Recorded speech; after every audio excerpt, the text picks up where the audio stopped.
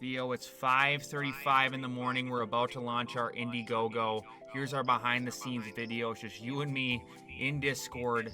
Complete ridiculousness. This is not very genuine because we had to re-record this part. You didn't know I was just going to record you in Discord, but here we are. This is behind the scenes of Scale Rise of Dragons. This is the best card game that's ever been made and ever will be made for 5,000 years. That's quite the bold statement, but I'm going to stick to it. Enjoy the video. I love you guys so much. How was that? Was that pretty good? Sure. Right. Yep, every set's going to have a unique language, unique cryptology code. Unique language. I never knew. Yeah. I've written 2 languages for this so far. Why'd you join the Scale team originally? So it sounded fun. It's a lot of fun. I'm excited. I can't wait until we have like 9 sets of cards out. We're writing all the software ourselves. We're creating all the artwork ourselves. We're doing literally all of it ourselves, spending an inordinate amount of time. The funnest time you can have is when everyone's pitching in. I've touched every single artwork in some way. They've touched me as well. This has been the best, absolute best time of my life. I am in heaven. So growing up, I was always drawing, doodling away. Our art director Luke has such an amazing breadth of like styles. Damn, you made this when you were 10? That's nice. That's a nice troll. But yeah, me and Kevin have been making games for 25 years. Monster battles. Get a pencil, get an idea in your head, and draw it on the paper. To be General Grievous. It is. It could be General It Grievous. is General Grievous. Grievous. I don't know how many we have. Oh, so many. It's like over 100. Yeah, I just want you to look at it, Theo. Those hoots, dude. He's a hoot scootin' booter. You got 6 monsters. You have 500 points to spend. Here we have one of Kevin's. It's It's literally a final assault dragon. The final assault dragon, 440 HP. Wow. Definitely cheating. I definitely didn't add right at all. Yeah, it's like it's already over. It's already over 500. That's classic dragon right there. Always overpowered. Art. What do you like? Art. Art. Yeah. Yeah, I like art. I like art. Art's good. What kind of art do you like? So, I'm Jesse. I do programming for upscale games, but also like a bit of the artwork and animations. Yeah, so I was introduced to pixel art through a friend of mine that I play Guild Wars 2 with, and one of my electives was game development. The final project then was to create really any video game concept that we had, and for that I decided to start working on this 2D platformer that I call Dreamland. The idea would be like you could kind of like flip between 2 versions of the map, where one's like a Dreamland version and the other is like a Nightmare World. I'd initially started just creating like a bunch of different character animations using pixel art. And so it was like, here's his idle animation, here's his running animation, here's his sword attack animation. But it got to a point where it was like really draining as far as like how many animations I knew I would need. So even though I was using frame-based animation there, I still kind of switched over to a skeletal system with a 32 by 32 pixel art character where it's like the top half of his body and the bottom half of his body each had their own sprite render. So I could have like a sword attack animation that could play independently of the idle animation for his legs. So he could be standing still, swinging a sword, or running, swinging a sword. And it would kind of create a much smoother transition between animations. That's actually really cool. I didn't know that part. Caveman Adventures. Kevin designed this platformer where you move around as a caveman fighting dinosaurs, collecting bones, and I designed a lot of the sprites for him, you know? So doing this kind of stuff just seems natural. Where am I here? You're an artist, dude. I'm an artist. What do you like? You like Salvador Dali, right? I love Salvador Dali. I mean, I've been to the Salvador Dali Museum like 3 times. 3 times. Yeah. So that's why a lot of my stuff is a lot more crazy, a little psychedelic. The drawings take a long time, so I much prefer digital artwork.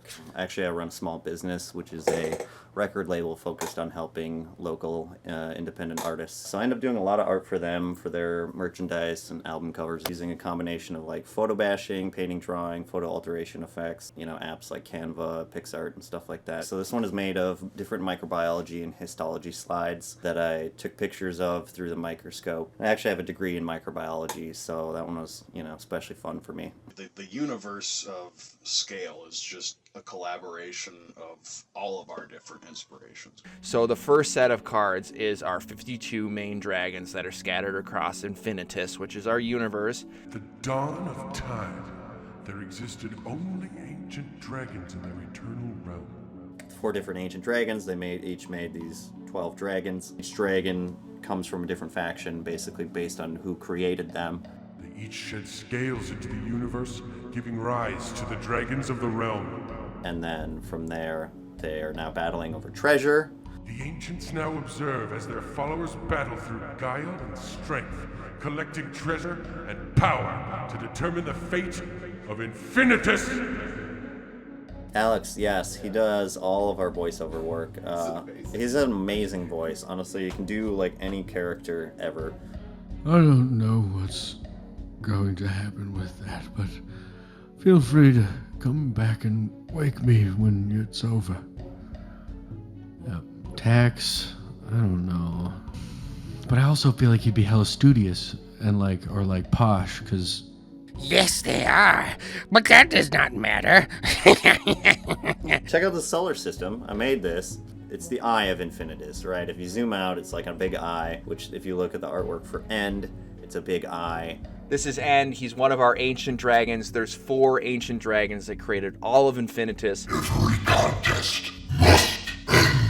He was inspired from a Japanese video game that Luke and I play a lot called Monster Hunter. I really wanted him to be aggressive, ripping through infinity, chained and bound by what we call the galaxy chains. I wanted him to be able to literally rip away the colors out of the universe. So the initial concept for End took, I think we didn't get it for like 2 or 3 months. And then from there, we had this. And to take it to this, the dragon alone took about 30 hours to draw. And then the eye itself, that was a concept that we really, really loved. So that took another, it probably was only like 6 or 7 hours to really finish the whole piece because it all fits so well from there. So I made all these different planets and made the loop, as you can see in the middle. This giant eyeball, the center, the loop is kind of supposed to be indicative of fertility and regrowth and rebirth, which is why we have like begin and end, Exodus, Genesis. It's all kind of looping infinitely. That's why we did it. Yeah. Planets. There are 12 planets. Each one has 4 dragons. Yeah, 4 dragons that are associated with it. Genesis has 3. Begin has 3 planets. End has 3 planets. And Exodus has 3. We have Cute's planet, named Adore, because it's everything on it is adorable. Yep. Like, you must be this cute to get on Adore, right? They have a little thing that's like compare its face to like Cute or whatever, and be like, man, it's pretty close. You can get in. Yeah. So this is a front view of Cute. I'd probably put 2 or 3 hours or so into this. As you can see from the start, it's a bit rough, but by the end, you'll see here, I basically built an entire face out of a few pieces from the original artwork for Cute, painted it all in and everything. And this is actually going to continue to improve, but I'm about 70% happy with it, so it's a pretty good start. Something about the way that the artwork for Cute was created, it's perfect for 2D animation. We started with, cutting the body parts out to create the skeletal animation. It got to a point where we wanted it to do things, beyond just moving around. So we created some frame animations for like its mouth opening and closing so it could speak, but then also additional frame animations for breathing fire out of the mouth. And then the idea was given, I think, Theo, to have some like kind of sparkly stuff going around Cute was the idea. Unity skeletal animation, their particle system doesn't work with the canvas, but we found a Unity UI particle system package on the Unity Asset Store that would kind of force it to work with the canvas. And so we were able to combine skeletal animation, frame animation, and particle animations to create that. Each animation might take anywhere from 5, 8, 12 hours. No help. Don't help him. Don't help him. Yeah.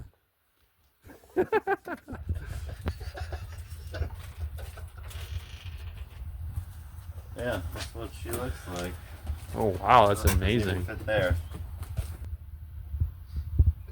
Wow, that's great. I love TV. I went to school for television. Yeah, TV shows like H.R. Geiger versus Disney. Right? Yeah, I said it. I said Disney. Oh no, they're gonna come after us. Yeah, a lot of 90s stuff. Pretty much all the good things we liked about it. Space Jam, plus Gremlins, plus Power Rangers, plus... What was the other one? Did I say Space Jam? Space Jam. I took a few of the character animations we made and kind of threw them together into a little animated scene where Cute would be walking up, like using an increase in size to, you know, even though it's 2D, I was able to kind of give it like a 3D perspective. So Cute's approaching, Clever kind of flies down and then casts some magic to turn Cute into a card and then vanish him off back to the deck. It's not just dragon battles. Actually, the TV show is centered around the Gemini, which are the creatures that I came up with for set 2. Geminis, little cute little critters that are an amazing complement to our big scary dragons. They just kind of cause a lot of issues for everybody along the way. I intentionally made every one of them to be very unique characters because as far as the lore goes, every one of them is a piece of many different things. So like many different ideas merged into one, many different civilizations or time periods or objects or magical powers or names, ideas, musical notes. So every single Gemini is a different musical note. Glump's my homie. I gotta say, Glump is my homie. What is it? Tony Glumpadoni. You're taking a video right now. Yeah, the video. I'm Italian, so this isn't racist. You like a glump? You like a glump? Well, we have a half off a glump all day today. You see that? That's a disapproval of my father. He want me to make a pizza instead of making a glump. And glump is a combination of everything like swampy, nasty, grimy, sort of moldy, algae, moss, a karate dad. So he's the kind of dad who goes to karate with his kids and does the karate with his kids. He's a black belt. He's a little overweight, but you know he likes to sit on the couch and watch a ball game here and there. So that's kind of Glump. He's like a regular guy, but also an awesome ninja gremlin. So yeah, I mean he's got kids. They all look like Brad Pitt, which is pretty nice. So our show is gonna be super money. You'll just have to watch the show. Like if you look at the Gemini, obviously, you know, they've come a long way from what they were. It is just an immense amount of work that Theo's put in. He's like Ziri, is holding 4 different objects, 4 different magical items. Stay tuned for those magical items. Or just buy the perk. Yeah, or just get the perk. Well, we don't have the set 2 perk right away. We have to wait until we hit a goal to be able to offer that. Oh yeah? Yep, so... Let's do that, yeah. people. Yeah, hit that goal, you can get set 2. Set 2 has been tough. And here's some of the magical items before and after that we've created. Man, I don't know how many renditions of these we've done. I'm gonna try to compile like a time lapse of before and after on some of these things because it's crazy how many different iterations we've done.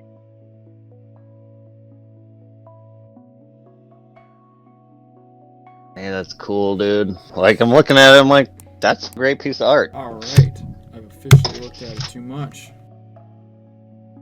Alright, and then the click animation. That was one more. Oh yeah, click animation was one of the most annoying things ever to build. It's the kind of thing that I think most developers would probably do with like the particle effect system, but in the first frame there's just these little gold nuggets that are all kind of nestled on top of each other. And then each frame, it's like the nuggets kind of break apart and spread after the course of, I think that one initially was like 6 hours of just moving these like tiny little pieces of these gold nuggets in each frame.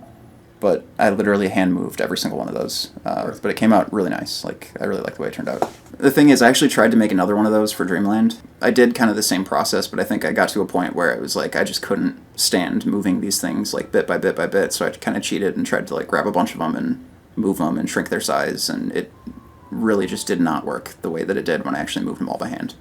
It's one of those things where, like, doing it the right way really mattered. Hopefully you guys get a chance to play, because the click animation, I love it. Like, a lot of time and effort went into that thing. You have no idea. We got some like ideas for like a puzzle mode. Oh yeah, puzzle mode. I love Tetris Attack. I don't know if you guys have ever played Tetris Attack for the Super Nintendo, but go check it out. And so I want to put something like that into the video game. Also, the campaign. right? I've been thinking about quite a bit. You know, I want to have it where you're facing each individual dragon, and they each have like some sort of, they're like cheating, basically, you know, like they have special powers that you don't get, and you have to play this card game against them and try and beat them despite them cheating. And so you'll have to build your deck differently, you know, try different tactics to get past that. And I want it to be really hard, because, you know, people love Dark Souls, all those like really difficult games, and I really like that as well. Like anytime I play a game, I put it on max, because I just love to struggle. I don't know why. It's just like, if I play a game, it's going to be on the hardest mode possible, because I want to get mad and yell at it. So that's what the campaign and the puzzle mode is going to be like. So I hope you guys enjoy Torture. There was like 4 animations that I thought of as like for the kind of minimum viable product need to be in the game, which is the attack animation, which is basically this kind of golden glowing border around the card that has like, you know, 2D flame coming off the border. Oh, you didn't destroy my null? It was nulled. Alpha. Oh yeah, duh. And I didn't need the alpha to win here, right? I could. No. It's super sexy. But I mean, the extra damage puts the emphasis on the game. So. That's true. That was sweet. Oh my god. Wow, that was awesome. We beat you, Theo. Yeah. And so when the card is selected as an attacker, the flame will kind of glow up and then fade back down, and it sort of pulsates like that. The ice border, I tried, I think, 3 different versions of that, and there's actually some fully complete border animations that did not make the cut. It's basically just a, you know, like kind of snowy ice around a border with like icicles coming off, and the animated part is just the icicles like drip water and then kind of shrink and then regrow and drip water. And when a card is like selectable or interactable in some way, we needed a way to kind of convey that info to the player. A static image of the card border, but we like reverse the color value, so it's kind of white and gray instead of black. Then in Unity, I'm able to like modify the color to make it kind of this like glowing blue, and then fade the color back to transparent. There was to make it glow blue like that. We use Krita to basically add the glow effect to the image, so it goes from transparent to the glow blue, which is kind of the default set color in Krita. The selection animation, I think that one is also just 2 static images, same image. They're like laid over each other so that, you know, only one's rendering, the other one's hidden beneath it. Fills in a kind of circular pattern, so it'll like fill the image and then unfill the image, so it looks like there's kind of different color going around the card border, but it's really just 2 images. You'll have your little like area where it'll show how much treasure you have, and it'll show your name, and then it'll show your avatar. And your avatar is just going to be a little character. But if you want, you'll be able to unlock the advanced features of the avatar, which will allow you to, we'll probably have it so you can like pet it and feed it or whatever, you know, like a Tamagotchi or Neopet or whatever. But then you'll be able to unlock the feature, you'll be able to chat in-game through the chat box with your dragon, and it'll talk and respond as though it is actually the dragon from the show. So it'll make fun of the other dragons, it'll, you know, bring in relevant lore stuff. I'm really excited about that. I feel like that'll be really cool. So the Infinity Dragon, originally Kevin had been working on that, I think him and Luke, using their frame animation as sort of like a reference or guide point, so I could guide it along piece by piece. But yeah, man, I love music. That's my jam. Yeah, I'm jamming. I really feel like I'm in my zone when, you know, maybe Theo's like playing piano and talking to us on Discord or... Oh yeah, we got the loop station here set up into Discord, and then so I'll just make music for fun. You know, just everyone being goofy, and then I can just kind of zone in on that, and really just puts me in my element. Right, like Jordan fell asleep one night, and we could hear him snoozing on the call, so he still had his headset on. So I made the "Wake Up Jordan, You're Late for Work" song, which was me subliminally telling him that he was late for work for like 30 minutes straight. I just want to help local artists, so if they need something, you know, I'll work with them. I've done consulting, I've done just mixing and mastering, just some recording for some people. Sometimes they just want merch or whatever, and so I kind of want to be like a one-stop shop to help everything that I can. But yeah, so working with some different people. I got some metal artist who makes some really crazy stuff. Amazing. So yeah, so we're gonna have like a metal album in there that you'll be able to listen to, and then I do a lot of orchestral stuff because I used to film, or I used to do film scores for movies for a local film company for like 2.5 years. I did that. And you guys were bards or something like that, if I remember. Yep, yeah, we did a concert where we played medieval music, dressed up like peasants and pirates, and then I played a set of medieval music, the original medieval music that me and my buddy made about slaying dragons and saving the dame. Yep, yeah, so I did some live looping DJ stuff for TED Talks event. That was actually the same day as the medieval thing, so it was like a twofer, which was really cool. So like in the morning I was making EDM for everyone to bounce around to, and then at night I was making medieval music. I want to put like a radio station in the game, so you go like into the settings for music, and then you can go to the radio station, change it to lo-fi, change it to metal, change it to orchestral, you know, whatever you're feeling, because and then that's how we can help artists by doing that, because say we're like, hey, if you want to give us your lo-fi album, we'll put it as a cosmetic or whatever you call it, you know, like a microtransaction, and then we'll give you a percentage of the profits of that, obviously at a decent rate, just so we continue getting more artists to do this, because it would cost us nothing basically to put it in the game. Here's a piece from set 2 where we found an amazing local artist. He absolutely fell in love with it. He absolutely fell in love with the art. And we're like, well, let's hire you. And he's like, absolutely. Concept, this character from the television show called Rainbow. Though we do have Rainbow in the Infinity Canon, which the artist TJ is doing for us. And we wanted her to be shooting this infinity laser. Pretty cool. This little video here that we have, that we showed, is just kind of like a rough painting I did to get an idea of how we want it painted. So if you are an artist in any respect, you're like, oh, I run into this all the time where I offer people jobs in art. They just go like, well, I'm not good enough. I want to hire you, I want to train you, and grow in your artistry through working with us. Whatever gives you the most passion and fulfillment with your art, that's what we want to do at Upscale Games. That is 125 billion% our mission, is to hire artists, make them be like, oh wow, I can get paid to make dragon cards. So if you are an artist, we'd love to hire you. Whatever uniforms, clothing line, I don't care. I want to pay you for your passion. I really do, because that is what I'm literally getting excited right now thinking about that I could create an opportunity for you to be yourself and be compensated. So going forward, we plan to continue hiring and empowering artists, local, abroad, wherever. Just we want the best artwork possible. We're planning on maybe making a marketplace where you can submit your own designs, and then we can then put it in the game for sale, and you can make commission off of that. No, yeah, we do pretty much everything in-house. So like, we packed all the products ourselves. I printed every single one of the battle mats that comes in every box. The rule books, I designed the rule book, and then printed and cut all those by hand and assembled them all together by hand myself. We had to outsource the manufacturing of the cards themselves, but yeah, I also prep all the files for manufacturing. I work with the manufacturers because we don't quite have the equipment to print 52,000 high quality black core Unless they help us cards. Eventually we will, though, so I plan on eventually having our own entire manufacturing suite for everything that we do. The high quality mats would be nice.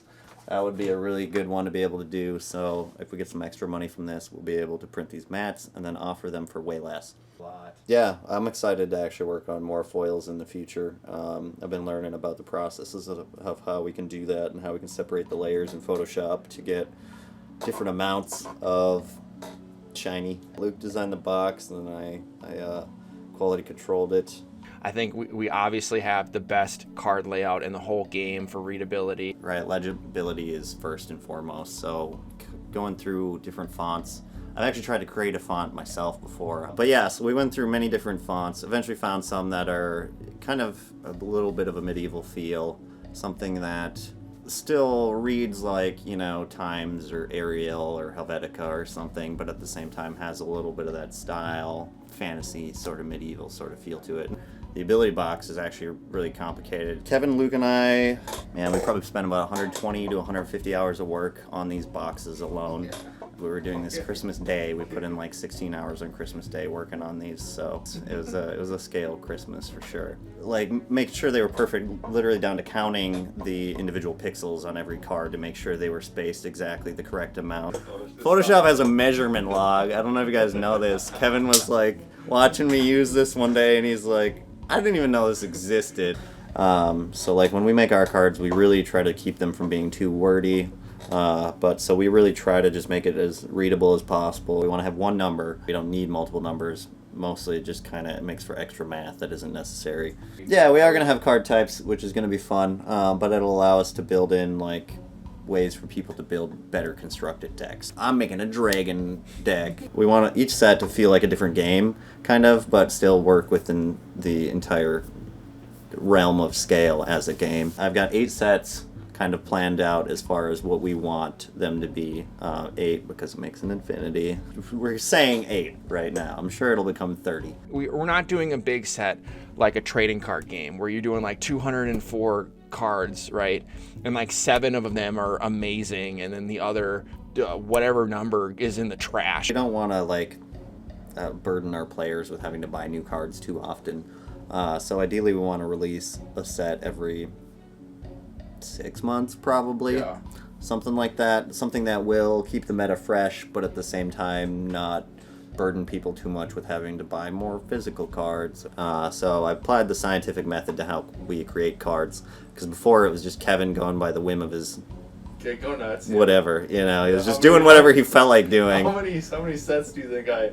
Yeah, I mean, we revised set 2 probably like 20 times before we got the whiteboard. Horrible. Scientific method applied this thing where we apply point values to every card ability.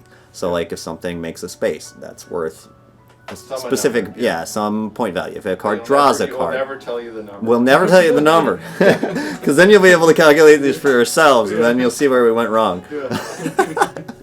No, but like drawing a card is worth like 1, and so like whatever, you know. And so we add all these up, and then we have a range that we're trying to hit to keep the game fair and then balanced within the 52 card shared deck mode. But when it comes to constructed, obviously we still consider these things, but mostly we want it to balance within the deck. Because that's what keeps the game fair and fun and keeps it scale. Ideally, we never ban a card because, I mean, luckily we build our card point system into every deck. So they're all relatively balanced to start. And then from going forward, we maybe just make limited, right? Like if one is too strong, like if the Exodus Genesis combo becomes an issue because you have Wild and you have other copy cards and it becomes too easy to make Exodus Genesis happen, then we'll simply limit them to 1. So yeah, we're not necessarily a TCG because you don't have to go find the good cards, right? We just give them to you in the box. But that's kind of what we want to try to change, is to be like, okay, maybe we can make a game that doesn't require us to make a bunch of cards that suck, right? Because we want a shared deck to play a good game, so we only make good cards, so you only draw good cards. Yeah, people don't like it when you insult their game, but like at the same time, these games are pay to win. You know, they intentionally put in these mechanics that make it where the rarest cards are the best, so they become worth the most money. And so you either have to pay that money for the single or open a bunch of packs and hope you get it. And so like the scale is really cool because we don't have to do that. We give you all the cards. On the client, on the video game, you don't have to pay for any cards. Yeah, everybody loves Commander, so eventually we're gonna have some sort of a Dragon Master sort of a thing where, you know, maybe you pick from one of 20 different wizards. You know, maybe some of the wizards are dragons, some of them are goblins, some of them are whatever. I think we've talked about literally everything at this point. I don't even know what Luke is going to talk about. How we make cards. Oh yeah, how do we make cards? Camera's here. Yeah. So just look at me, Luke, instead of the camera. I can't. I can't trust you. You don't blink, dude. I can't. You don't blink. So each card starts with an ability first and foremost. And from there, it's given a power number. And then a name. And that's when we get to decide what the dragon looks like. Is it fun? Is it cool? And that's really all that matters, I think. So after it passes the cool test, we then start to generate concepts for it in Adobe's Firefly. It's AI! Everything's awesome. Everything's awesome except the fingers. That's an AI picture from this was made by That's AI a nice 20 finger. years ago. Look at the other ones. Those are alright. Could be worse. Better than Firefly gives us. And when you're making concepts for these, you know, it's really important not to shut anything down because you never know if that could turn into something really awesome. Twisted feet for hands. So many feet for hands. The whole photographs, feet for hands. Favorite moments. It's tough to be an elk. Oh, whoa. What are we thinking here, Luke? This is nice. Holy buckets. This guy's nice. He's got a whole grove inside of his chest. This guy's a little, yeah, that's pretty cool. Little drinking problem, his little tonic. One good one can come out of 8 hours of work. Other times you put in 16 and it gets scrapped a week later. It's a transformative process like any piece of art is. Just insane how many different concepts we've been able to create with this amazing Firefly technology, and then be able to create art from there. So after you find a concept that you relatively like, you can start to work on it from there. I had pitched Luke 17 to 20 different Toad Dragon concepts. I'm a huge fan of toads, huge fan of frogs. What can I say? And none of them were landing. So I kind of just slapped it on this card, decide. And it didn't really fit the effect very well at all. But I thought, well, there's still a lot of promise. That can lead you to a whole different piece, or just, you know, improve the current one you have. Eventually I realized, oh, okay, there could be like this fairy dragon that makes the decisions for creatures by mind linking to it.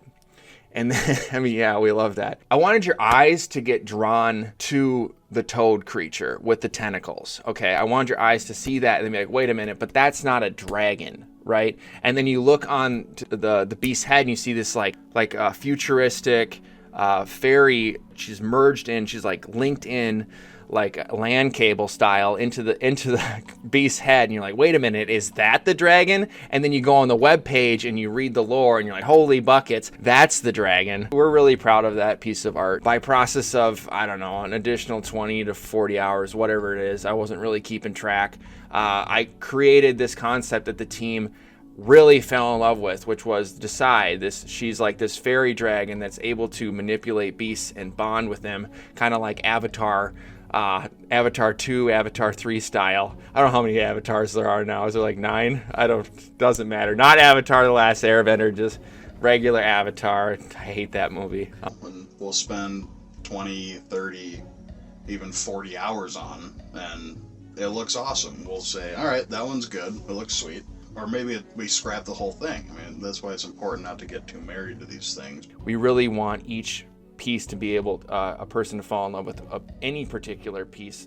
Yeah, so Clever was one of the characters that I guess I was really drawn to. But again, with the card, it's really just his like upper chest, neck, and head, and then even the top of his horns cut off. So for that one, I believe I generated a lot of different dragon like humanoid bodies until I got one that seemed relatively decent of a match, and then spent a bit of time kind of patching it together in Jira using the original artwork from the card for his face, and then adding in the body, and then I think I hand drew the horns, and basically was able to, and the wings, I was able to create a full character from it, and then, you know, build that into a skeletal animation. Like, I guess the main argument would be that it's like, using AI, you're taking jobs away from artists, but in this situation, it's like, without AI, these jobs wouldn't exist in the first place, right? Like, Adobe has promised that they're compensating their artists appropriately for the art that's being used in the data banks to train the artificial intelligence, and they're only using non-copyrighted material otherwise. So I'm happy that AI is here as a tool for us to use. Like, I think of it really just as a tool like any other, right? Like, I'm not going to build the video game from scratch. I'm going to use the Unity game engine to make that easier. We're not going to, you know, come up with the concept of trading card games, right? Magic, Yu-Gi-Oh! Exist before us to kind of lay the groundwork. Like, you know, the iPhone didn't exist before, you know, the BlackBerry, for example. Like, things are building on top of older technology is how we progress as a society. So thinking of AI just as another tool, something to use to build on top of. Would you say you're an artist? Yeah. I mean, it's not my, like, main profession or main skill set, but it's definitely something I enjoy doing. And it was not easy to do this. I mean, 9 months ago, I got laid off from my job. I started working on this all the time. 5 guys at the time that were like all in on this, So like Theo brought me groceries. I was literally starving, like looking in the couch for money for eggs. I knew the exact price, $1.19, and then I would just live on eggs and then go to my computer, hope I could make my next internet bill so I could keep going on this. And I did that for like 4 or 5 months.